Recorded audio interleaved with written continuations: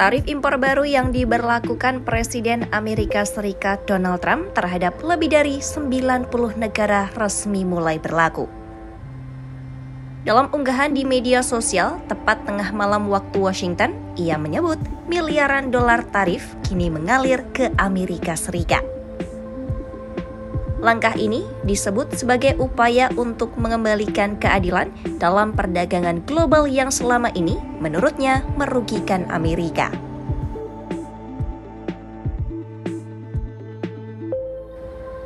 Sejumlah negara merespon hal ini, salah satunya adalah India yang dikenakan tarif 50% dan diperingatkan untuk menghentikan pembelian minyak dari Rusia. Jika tidak, tarif akan berlaku 27 Agustus 2025. Menanggapi penerapan tarif ini, New Delhi menyebut langkah ini tidak adil, tidak dapat dibenarkan, dan tidak masuk akal. Sementara itu, perusahaan teknologi diimbau untuk memindahkan produksi ke dalam negeri. Ancaman tarif 100% diarahkan ke chip komputer buatan luar negeri. Apple merespon hal ini dengan mengumumkan investasi 100 miliar dolar AS di Amerika.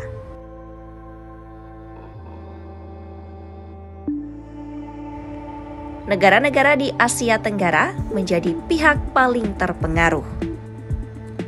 Di antaranya, Laos dan Myanmar yang dikenai tarif hingga 40% mengancam ekspor mereka yang bergantung pada manufaktur.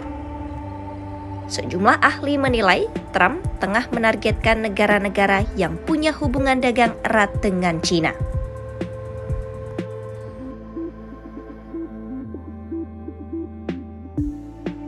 Walaupun beberapa pasar saham di Asia menunjukkan reaksi tenang, dampak jangka panjangnya masih belum terlihat. Di sisi lain, Jepang, Inggris, dan Korea Selatan sudah mencapai kesepakatan untuk tarif yang lebih rendah. Meski Taiwan dikenai tarif 20%, namun perusahaan chip besar seperti TSMC dipastikan bebas tarif. Tak hanya itu, Kanada pun tak luput dari sasaran.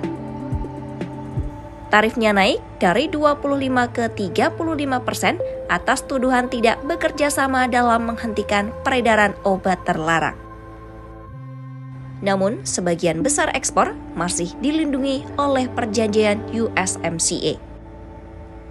Tak cukup sampai di situ, Trump juga memberlakukan tarif 50% kepada Brazil setelah menyebut Presiden Lula da Silva tidak adil terhadap teknologi AS dan menuduh penyidikan terhadap Bolsonaro sebagai perburuan penyihir.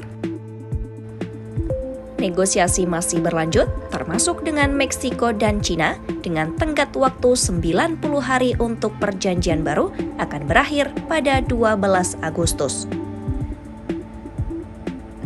Di tengah gejolak global, Trump bermain kuat di panggung perdagangan dunia.